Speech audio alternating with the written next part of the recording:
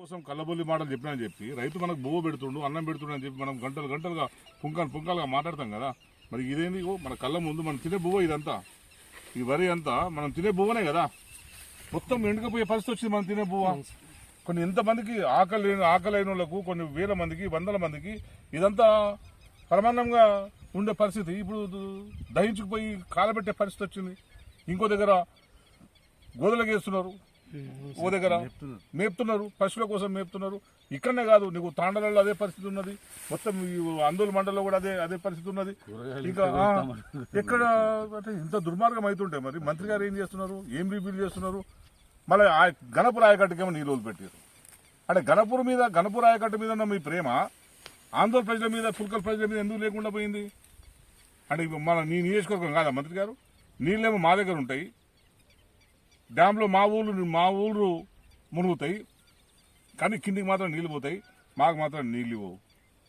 ఈ ఉపాయం చేసుకున్నాడు పాపం. ఎందుకు వాడికైనా కాలువలకైనా కిలోమీటర్ దూరంకు ఏదో పైప్ లైన్ చేసుకున్నాడు, లేకపోతే ట్యాంకర్తో నీళ్లు పోసుకున్నాడు. మరి ప్రభుత్వానికి ఏదో ప్రత్యామ్నాయం ఆలోచించాలి కదా. సరే నీళ్లు ఉన్నాయి, కాలువ లేదు, ప్రత్యామ్నాయం ఏందని ప్రభుత్వం ఆలోచించాలి కదా. అటువంటి ప్రత్యామ్నాయం ఏది ఆలోచించకుండా నీళ్లు బంద్ చేయడం ఒక్కటే పరిష్కారంగా చూసుకోము.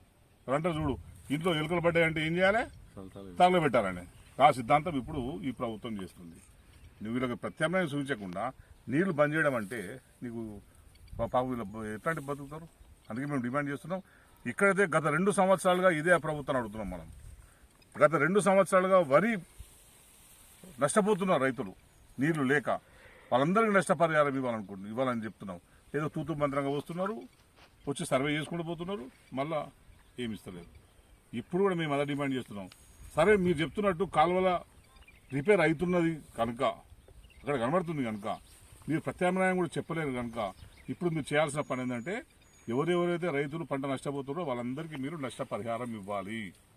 ఎకరా చొప్పున వాళ్ళు ఎంత అప్పులు చేసిందో నీకు పట్టాదారులను చూడకుండా, కౌలుదారులను చూడకుండా వాళ్ళు ఏమేమి అప్పులు చేసిందో ఆ అప్పులన్నింటినీ కూడా తీర్చే బాధ్యతను ప్రభుత్వం తీసుకోవాలని చెప్పి నేను ఈ ప్రభుత్వానికి డిమాండ్ చేస్తున్నాను.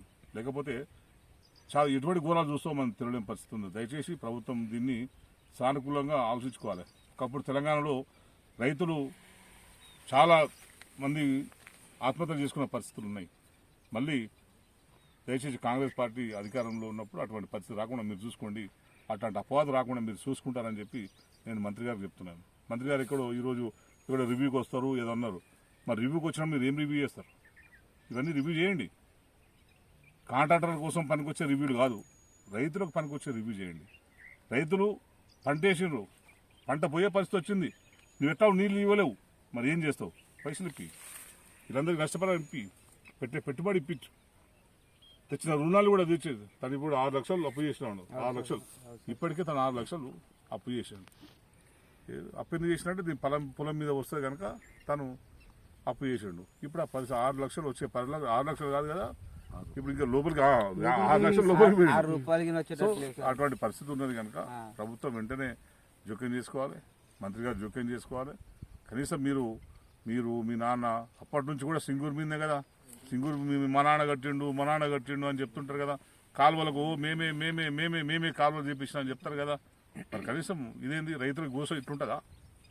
కాలువలు మీరే కట్టించుంటే ప్రత్యామ్నాయం ఏంది మరి? దాన్ని ఆలోచించాలని చెప్పి నేను ప్రభుత్వాన్ని కోరుతున్నాను.